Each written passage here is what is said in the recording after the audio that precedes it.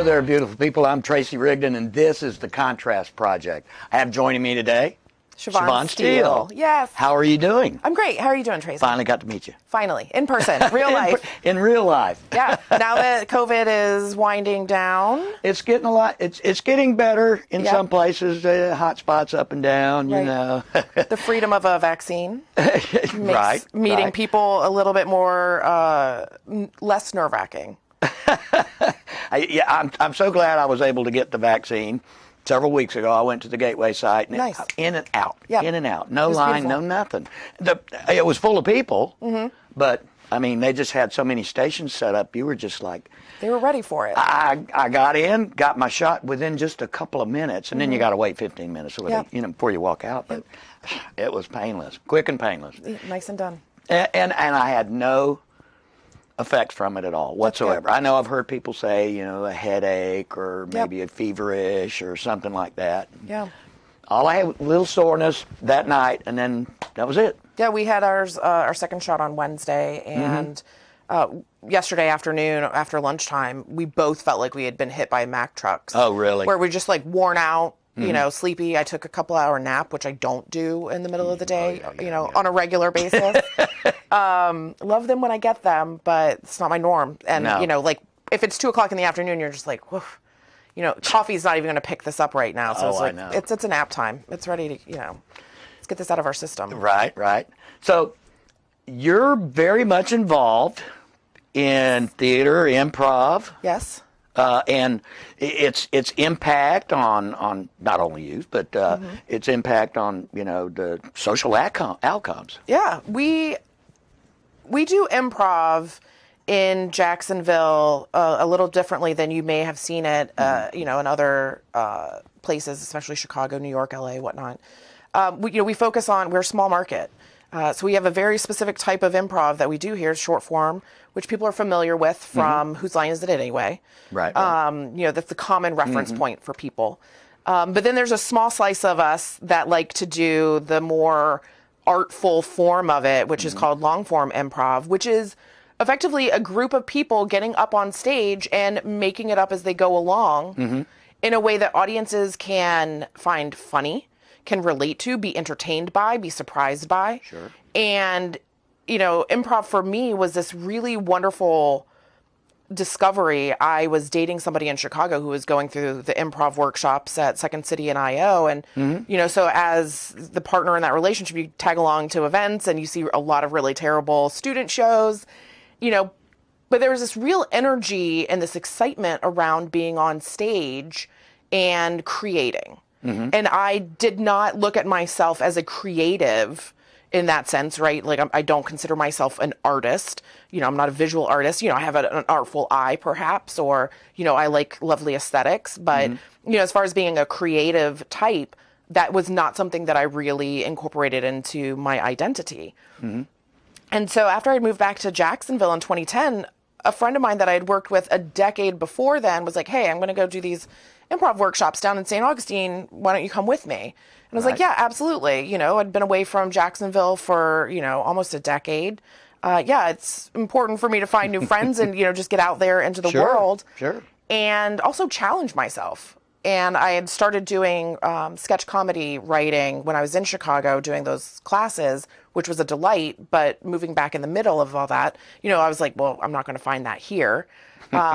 Turns out, yeah, we did it. Worked with Mad Cowford and got in through their classes as well and became a member of the troupe. And we wound up creating these wonderful shows that we did at Theater Jax, sold them out. So we're very proud of that. But it was sketch and improv.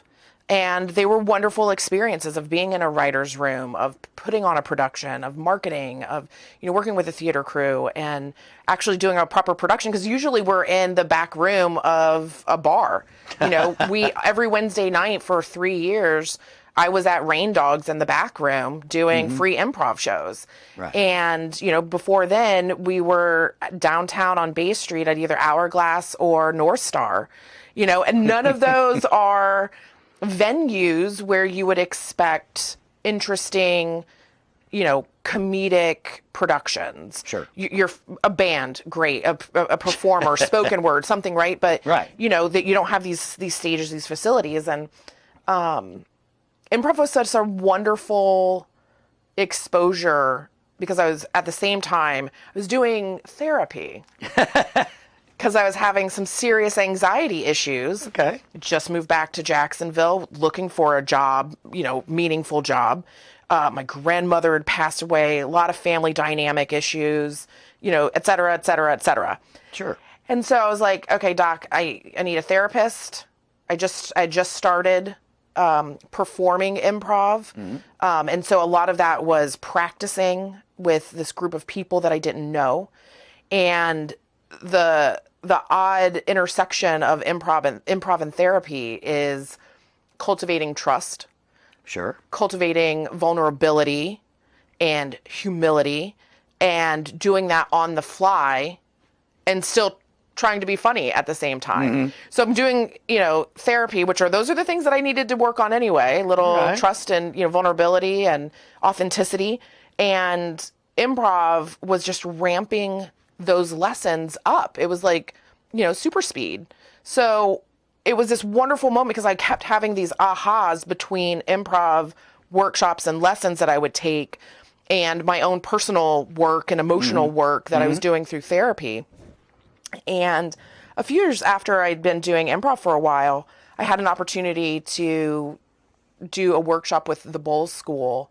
They bring in their international boarding students several weeks before classes open so that they have an opportunity to get acclimated to the school, to the culture, to the environment. And one of the things that they did was they brought in an improv troupe to do these workshops. And I sat there and I had this moment where I was thinking about the games that I was going to play with these kids. And we're talking about international students whose first language is not English, Yes. whose second language is not English, whose third language is not English. So A little bit of a challenge. It was a very big challenge. And so I had to stop and think about what are the games that I can play that are less about words, more about cooperation, more about trust, more about, working together as a unit. And, just thinking about it, a few years back has led to me thinking even more and more and more about how that we can implement so many of these lessons that you can take from improv into everyday life, into, our family relationships and our interpersonal relationships, business relationships. We can take all of those things. And the closer we get to truth and authenticity as individuals, the faster we get to change. Sure. Broader change, not just for me as an individual, but, for everybody else that's outside of my bubble, that changes too, because I'm interacting with the world differently. If I'm operating from a position of authenticity, if I'm operating with honesty as a core of my being. Right. Well, that's exactly it. When you're talking about, reaching out into the community by perfecting your craft as an improv performer, it helps you to come out of your shell, like you say, build confidence, and you grow. You grow as a person, and then maybe you're helping somebody in the audience grow just by watching, and they may even, want to be involved in it too. Yeah. And the troupe, like you say, all of these people are working together in symbiosis. Yep. It's a sometimes, I suppose, not so much a well-oiled machine, but Oftentimes. but everybody's helping each other. Yep. And like you say, it is a good form of therapy. It is. And I think the other side of it too is so many of us aren't really outside of sports. There's not another place where you can really get that team environment where one person has to be able to pick up the slack for another, where one person can push another to do better. If I was having a bad day, I could be like, guys, I'm really low energy, and they could be there to support me, right? But I trusted them enough. We had cultivated this relationship, and, we knew that we had that. The work after being off stage is, how do I take that feeling of trust with people I've never met before? How do I extend that to them that they're, working to the best of their ability. Sure. That they're not against me, that they're, want my success as much as I want theirs. And the reality is that that's not true in a lot of cases. There's you go to Walmart at any given day and, half the people there are going to be against the other half of the people that are there. Sure. And those are the lines that society has drawn for us and that we willingly, oftentimes unwittingly participate in, allowed to continue. Right. And again, it's that unwitting quality is, no, we've got to take a step back and say, I am operating my life. Life is not operating me. The things outside of me are not operating me. I'm the one that's making these choices. And that's such an important lesson from improv is we are our choices on stage. And if I come out and I make a really strong choice, I give my scene partners that much more to work with. If I come out and make a really, weak choice, a safe choice, an unexciting choice, then they have to work a lot harder to draw from that. And that's the same for me with a personal relationship. Going to work every day is if I'm coming with milquetoast qualities, if I'm coming with, low energy, and this isn't about chronic illness or depression or anxiety, anything else that clouds that energy. But there is that quality that we all operate under where we get to choose how we interact with the world. And I want people to really take away that it is a choice that we get to make. Yes. And it's given to us by default when we wake up and look at our phone first thing in the morning. We wake up and plug into the news first thing in the morning. I'm guilty of that. I am as well, and like over the course of the years, I'm like moving my phone out of my life. And I leave it on the desk if I'm watching a TV show. I leave it on the desk if I'm cooking dinner. I don't have to have it on me and with me at all times. And so I'm not being dictated to by this device. I'm using it as a tool. And so what are the other tools in life that we have available to us that, are not being used in great ways, that aren't being taught to our children and to each other? Like there's so many tools that are out there that leads us to better community care and engagement if we're willing to put in that effort to do that work. Yes. And that's a struggle. It takes being present.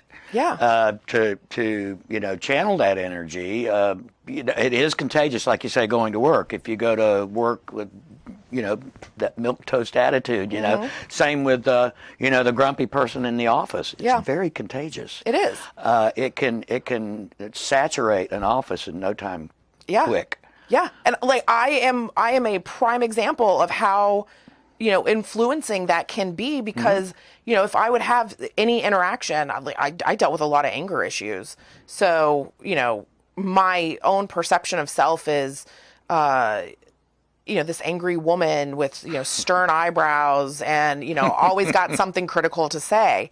And, being able to appreciate some of the feedback that others had given me, maybe not in the best, most receivable words, former bosses and dad, but, in a way that I'm like, okay, yes, I understand what they're saying, right? But we tell people, get an attitude adjustment, fix that attitude, but we don't tell people how. We don't teach each other how to do these things with our feelings. We just expect that, our kids are going to synthesize this out of the air. Get right. Get right. Yeah. Figure it out. You got to bully for a sibling. You guys got to work it out together. Well, how does an 8-year-old work out bullying by themselves? They don't. Right. They need a parent figure. But that parent figure likely doesn't have those skills. So how do we get these skills back into the fore of the conversation? Right. Because that they haven't been at the fore of these conversations because we've moved into these very individual, I get to be me, I'm only me. My impact outside of myself is none of my concern. And to an extent, I don't disagree with that. And then to the other side of that is, sure, and we also have a responsibility for our impact on the rest of the world. Absolutely. And you can walk through, with, shit kicker boots on and destroy everybody in front of you. What good does that do if nobody's, able to come up afterward? Right. So let's start thinking about our impact in the world, and not just thinking about the impact at the voting booth, right? It's the impact of how do we show up every day to our work? How do we show up every day to our families? How do we show up every day to our friendships? And are we just, plowing through them? Are we engaging in them? Are we being thoughtful about them? Right. Do we even have the energy to do that in these relationships? And oftentimes for myself, I did not. I didn't have the energy to give. Sure. Back to these other people. My cup was empty. Yep. And, so I can't give. So I've got to retreat. I've got to have this place where I'm doing, this private personal work. My love still stands.